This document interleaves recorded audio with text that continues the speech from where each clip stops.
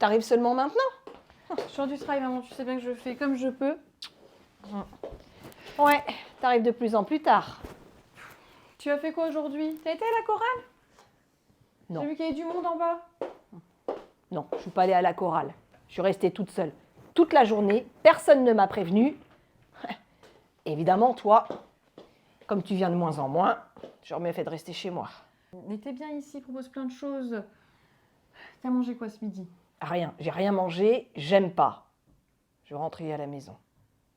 Mais tu sais que c'était plus possible à domicile. Tu faisais chute sur chute, hospitalisation, fracture du poignet, t'étais plus en sécurité à la maison. Tu es bien ici. Et puis d'ailleurs, c'est toi qui voulais venir. Oui, bah je veux plus, je veux rentrer. En plus, toi, évidemment, avec toutes tes occupations, c'est facile. Je veux rentrer à la maison, je te dis. Mais je suis là, je passe toutes les semaines. C'est juste que c'est plus moi qui fais tes courses et tes soins. Ah oui, bah je préférais quand c'était toi. Parce qu'ici, ils font pas vraiment comme je veux.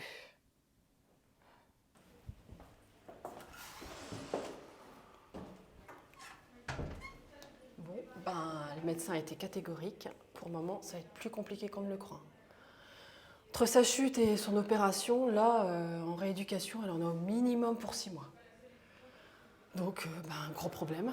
Gros problème pour papa. Hein. Qu'est-ce qu'on fait avec papa et son Alzheimer c'est pas possible, quoi. Donc, il va falloir trouver une solution. Moi, je suis partie dans 3 jours à Draguignan. Il faut que ça soit solutionné, quoi. Donc voilà. Donc, j'en ai discuté avec le médecin. La seule solution probable et possible, c'est l'EHPAD. Donc voilà, quoi. Après, bon, l'EHPAD, c'est pas mal. Hein. J'ai un pote, là, sa mère est aux Orchidées de Croix, dans une unité de vie protégée. Elle est super bien. On peut peut-être aller visiter, qu'est-ce que vous en pensez? Allons-y, ouais. Bah tu comprends rien, tu vas faire mourir papa. Il aurait jamais voulu ça. Et puis moi je peux m'en occuper, je suis là, il n'y a pas de souci. Ça fait 6 mois que je m'en occupe et ça se passe très bien. Vous n'avez jamais rien eu à en redire. Et puis toi t'es jamais là de toute façon, de Draguignan c'est facile hein. Justement, c'est pour ça que je vous propose ça. D'accord? Entre André, qui est toujours professionnellement parlant occupé, toi, tu peux pas t'occuper tout le temps de papa et maman, t'as ta vie aussi, et moi, je peux pas débouler au premier problème, quoi, de Draguignan, c'est pas possible. Non, c'est la seule solution, c'est tout, c'est comme ça. D'accord, tu l'abandonnes. Et André, tu dis rien? Veux-tu que je te dise Bon, écoutez, c'est bon, ça suffit, c'est moi l'aîné, c'est moi qui décide, d'accord? Papa m'a nommé comme personne de confiance, donc c'est moi qui ai le dernier mot, c'est tout. C'est décidé, c'est comme ça, on peut pas faire autrement, et puis c'est tout, voilà. Maintenant, il faut simplement qu'on l'annonce à maman, quoi. Moi je vous préviens, je suis pas du tout d'accord avec vous. Hein. Vous êtes tous les deux contre moi, donc c'est tout, je m'incline. Hein. Mais je vous préviens, vous vous débrouillez pour lui annoncer. Moi, je ne le ferai pas.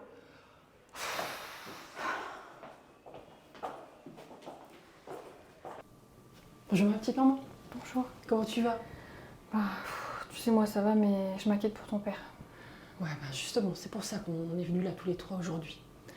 Voilà, on a vu le médecin, tu sais, hein, on avait rendez-vous avec lui, donc pour parler de toi, bien entendu. Et ce qui se passe, c'est qu'avec l'opération, la chute, la rééducation va être assez longue. Voilà. Plusieurs mois, minimum 6 mois. Donc, voilà, donc tu doutes bien, pour papa, il faut qu'on trouve une solution, quoi. Hein, d'accord? Parce que, voilà, même si Christine est bien d'accord pour pouvoir vous aider, il n'empêche qu'elle peut pas s'occuper de tout.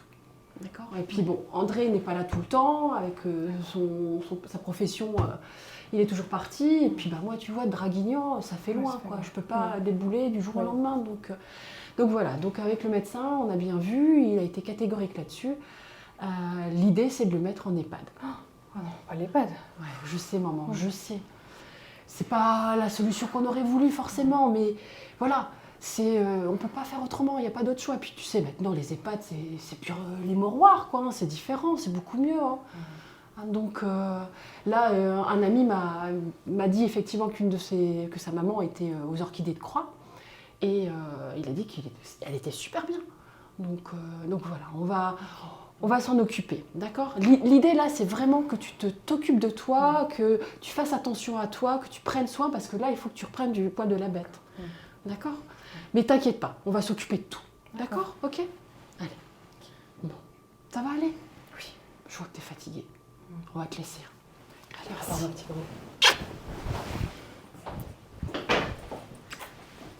revoir, maman. Au revoir. Au revoir, maman. Allez, prends soin de toi. Merci.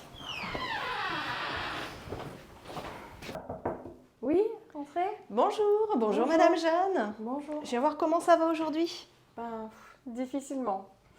Bah, qu'est-ce qui se passe? C'est vrai que vous avez une petite mine. Bah, vous savez, c'est pas facile de vieillir. Hein. Vraiment, profitez de vos enfants et de votre mari parce que tout peut basculer très vite. Ouh là là, attendez. J'ai un petit peu le temps. Allez, racontez-moi. Ben, à cause de moi, mon mari va être placé en EHPAD. En EHPAD, vous vous rendez compte? 2 secondes d'inattention. Il a suffi 2 secondes, une chute, et puis notre vie sera plus jamais la même. 62 ans de mariage, 62 ans qu'on vit ensemble, et je me dis que je me réveillerai plus jamais à ses côtés. Moi, c'est vrai qu'avec cette foutue maladie, tous les jours, c'était difficile au quotidien. Mais là, on me l'enlève carrément. Et puis, je vois mes enfants qui se déchirent, qui essaient de trouver des solutions, et c'est pas leur rôle, c'est à moi de gérer ça. Je me sens tellement impuissante. Si j'avais su tout ce qui se passerait. Vous savez, je comprends que ce soit difficile. Mais Madame Jeanne, dans la vie, on ne peut pas tout contrôler. Oui, c'est sûr. Moi-même, dans ma vie, si j'avais pu faire les choses autrement, croyez-moi, j'aurais pas fait ce que j'ai fait. Mm. C'est normal, c'est nouveau. C'est dur. Mais oui. Vous venez juste d'apprendre la nouvelle. Laissez-vous le temps. C'est pareil, c'est pas évident pour vos enfants, vous savez. C'est vrai. Mm. Et puis 62 ans de mariage, vous vous rendez compte? C'est beau. Vous en avez fait du chemin ensemble, hein. Pendant 62 ans, vous vous êtes occupé de lui. C'est vrai. Vous avez fait tout ce que vous avez pu, Madame Jeanne. Mais avec la maladie d'Alzheimer, elle aurait forcément pris le dessus à un moment donné ou l'autre. Oui, oui. Mm. Voyez ça comme un signe du destin. Oui. Il était peut-être temps. Allez, à tout à l'heure. À tout à l'heure. Merci. Purée, c'est la pire décision que j'ai jamais prise. C'est moi l'aîné et tout repose sur moi. J'ai jamais voulu être le parent de mes parents, moi. Le pire, c'est que je prends cette décision pour le bien de tout le monde. Et on me le reproche. Entre Christine qui veut pas voir la vérité et André qui n'en a rien à faire, j'ai vraiment pas le beau rôle. Hein. Qu'est-ce qu'il aurait fait, papa? Hein, papa, qu'est-ce que t'aurais fait, quoi? On n'en a jamais parlé. Si seulement j'avais su. Je me sens perdue. J'ai peur pour eux. Cela fait pourtant 6 mois que je les accompagne. Quand tout allait bien, jamais un appel pour savoir comment j'allais et comment je gérais. Et maintenant, c'est eux qui décident. C'est vrai que je suis fatiguée, que j'ai besoin de temps pour moi aussi, me retrouver. Mais personne ne connaît mieux mon papa que moi. Ils ne connaissent pas ses petites habitudes. Est-ce qu'ils vont lui mettre son après-rasage le matin? Et le soir, sa cracotte à la confiture sur sa table de chevet? Mais j'aurais dû voir ce matin-là que maman était fatiguée. Si j'avais su. Je ne comprends rien. Qu'est-ce qui s'est passé? Comment je pourrais choisir de placer papa ou maman en établissement? Je ne sais pas ce qu'il y a de mieux pour eux. Je n'ai jamais pensé à ça. Et puis c'est difficile de prendre la décision. Ça va trop vite. Je n'ai rien vu venir. Moi qui étais toujours parti, c'est ma faute. J'aurais dû être là. J'aurais dû être plus présent, comme Christine, si j'avais su. Ce matin, tu dormais encore quand je suis venue t'apporter le café. J'ai posé le plateau et je t'ai regardé. Si calme et si paisible dans ton sommeil. Je te retrouvais presque comme avant. Tu sais, comme avant qu'elle arrive, comme avant qu'elle ne te fasse disparaître petit à petit, comme une vague qui efface progressivement ton image et tes sentiments. C'est dur pour moi. C'est dur de devoir lutter contre cet ennemi, qui gagnera de toute façon. Que reste-t-il de nous deux? Que reste-t-il de nos souvenirs? Suis-je le seul à visionner le film de notre amour? J'essaye chaque jour de te raccrocher à la vie, de te faire exister dans le quotidien, mais bien souvent tu m'échappes. Tu pars dans cet autre monde où je ne suis pas. Alors nous faisons des choses simples et concrètes. Manger. Souvent toi tu picores.